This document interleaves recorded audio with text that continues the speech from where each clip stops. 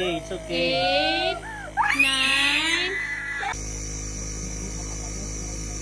Sa panahon ngayon, uso nga daw ang ubos, sipon at lagnat at ang pamilya nga namin hindi nakaligtas. Kaya nga bago pa lumala, napagdesisyonan nga pala namin na dalhin na sila sa pidya nila. Actually, malapit lang naman yung clinic sa amin, nasa 3 minutes drive away lang. Buti na nga lang pagkadating namin, nasikaso na kaagad kami dahil nga meron kaming newborn. Baling una nga palang ginawa, tinimbang na muna itong si Bebe Arlot. Nagulat pa nga kami na nasa 4 kilos na siya. Imagine, parang kailan lang nung pinanganak ko siya na 2.6 lang siya. So, inuna na nga pala ni Doc Melissa itong si Arkia. Tingnan nyo naman at napaka-behave. Alam nyo ba, kapag tinatanong talaga namin siya kung ano yung gusto niyang maging, ang sinasagot na talaga, doktor. Kaya naman habang chinecheck siya ni doktora, nakikipag-cooperate siya, akala ata niya nakikipaglaro. The next naman chinek ni doktora itong bunsoy namin. Alam nyo ba, talaga napaparaning na talaga ako kasi nga ubo siya ng ubo nung gabi. Aba syempre, newborn pa lang to kaya nakakabahala, kaya in-advise namin ni doc na mag-nebulizer na siya. First time nga namin gagamit ng nebulizer, kaya naman nagpapaturo kami kay doktora kung paano. Tapos pati nga ito si Ate Arkia, in-advise ni doktora na mag-nebulizer na rin para agad siyang gumaling. So sa case nga pala ni Ate Arkia, may nakabarang plema pa nga daw sa kanya na kailangan niyang ilabas. Pero so far, maluwag-luwag naman na yung pag-ubo niya. Tapos ito naman si Bebe Arlo, narinig nga ni doktorang umuubo at para nga daw siyang matanda kung umubo. May times pa nga na nahihirapan siyang huminga, siguro nga dahil minsan barado yung ilong niya. Kaya every time daw na umuubo siya, ganito nga daw yung gawin ko kay Arlo. Medyo maluha-luha pa nga ako dyan. Paano ba naman kasasabi ni doktora kapag daw napapadalas yung ubo ni Bebe Arlo, dala na daw namin siya sa ER. Kaya dyan pa lang, panay na talaga yung dasal ko na sana maging okay na tong mga anak ko. Bukod nga pala sa in-advise ni doc na mag-nebulizer sila, binigyan nga din pala sila ng antibiotics. Kaya ang nangyari, sabi nga nitong staff ni doktora, para daw kami nag-grocery sa sobrang dami nga daw ng gamot. Alam nyo ba, sa mga nangyari, na-realize namin ng Daddy B na kailangan talaga namin nagsisave for emergency funds. Kasi nga, hindi pa rin maiiwasan na may mga unexpected pa rin na mangyayari. At buti na lang, maski pa paano may naitabi kaming pera, imagine, gamot pa lang, umabot na kami ng 3,300. Hindi nga daw available sa clinic yung nebulizer kit, kaya naman dumaan na kami dito sa may Watsons. Bali, naiwan na lang kami sa sasakyan, tapos ang Daddy Bin na lang yung pumasok. Grabe, ang sabi pa nga dito sa pharmacy, ang dami nga daw bumibili ng nebulizer kasi nga uso daw yung sipon. At buti na nga lang, meron pa silang stock dito, kaya naman kinuha na namin. Para nga makasigurado, pina-unbox na nga namin dito kay ate, tapos nagpaturo na rin si Daddy Bin kung paano gamitin. Kaya naman shoutout kay ate na napakabait na inassist talaga atong si Daddy Bin. Dito nga pala sa kit, meron ng pang-adult at meron na rin pang-kids. Kaso nga lang wala daw silang pang-newborn, kaya naman bumili na lang ng extra ang Daddy Bin. May kamahalan nga pala itong nabili namin na nebulizer kit, nasa 1,900. Pero kung kayo, naghahanap kayo ng nebulizer na mas mura, meron naman sa Shopee. Kaso nga lang kami, kailangan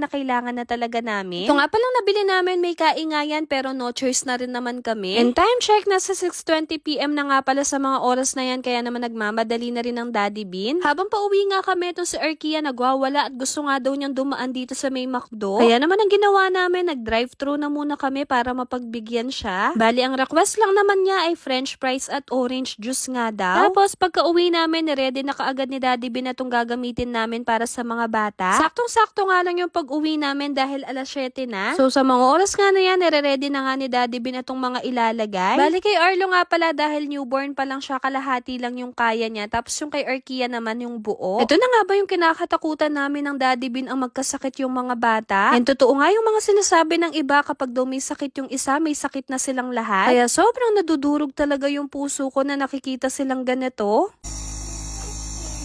After nga pala ni Bebe Arlo, si Arkia na nga pala yung next. Alam nyo ba, yung sinabi talaga namin sa bata na maglalaro lang kami ng doktor-doktoran, kaya dinemo ko sa kanya. Like that. Come on. Baka makuha niyo mo ito madala. Ay, wow. Wow. Dr. Arkia. Dr. Arkia. I will put this here. What's that? Dr. Mas. What color? Green. Are you excited? Lang. Like this one. Oh, hold it, hold it, hold it, hold it.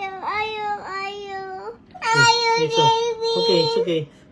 Come on. Oh, oops, oops, oops. It's okay, it's okay. It's okay. It's okay. Oh, no, no, no touching. No touching, no touching. No touching. Hindi nga namin madala si Erkia sa pakiusap, kaya naman ayan, pinuwersa na lang namin siya. Habang nakikita ko nga siyang nagwawala at umiiyak, naluluha nga din ako. Alam niyo yung feeling na sana kami na lang talaga yung may sakit imbis na sila. Namayat na nga din na tong anak ko. Alam niyo ba, dati siyang 15 kilos, ngayon nasa 13 kilos na lang siya. Kasi nung first 2 days na nilalagnat siya, wala siyang gana. Every time na kumakain siya, sinusukan niya. So ito nga palang vlog na to, late upload na naman kasi nga ang mommy Shay nyo nagkasakit na rin. Kaya naman pagpasensyahan nyo na yung boses ko kung nag-iba.